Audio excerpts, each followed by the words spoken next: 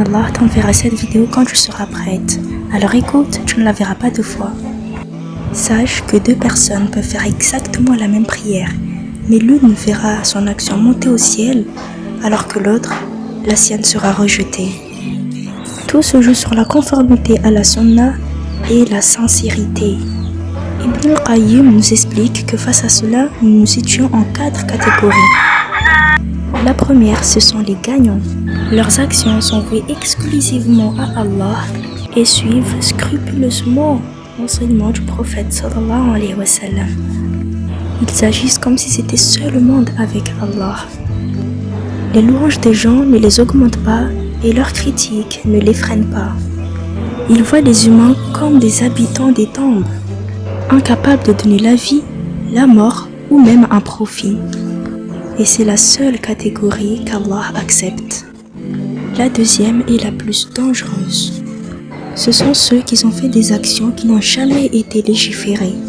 Et en plus, ils le font pour être vus et félicités des gens. Ils enjolivent leurs actions pour être vus des créatures alors qu'ils sont vides devant le Créateur. Ibn al-Qayyim les décrit comme étant les pires des créatures, les plus méprisées par Allah. Ils courent après un mirage.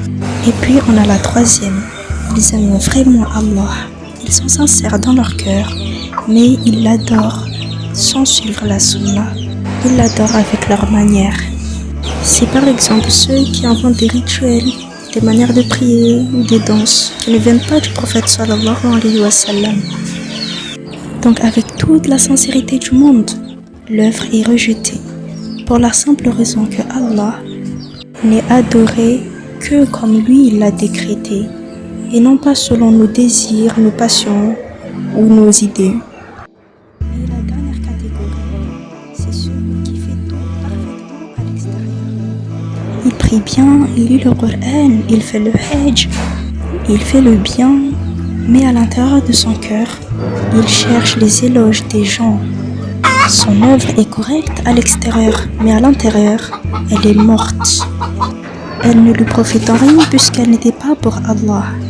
Il nous dit dans le Coran, il leur a été commandé cependant d'adorer que Allah, lui vouant un culte exclusif.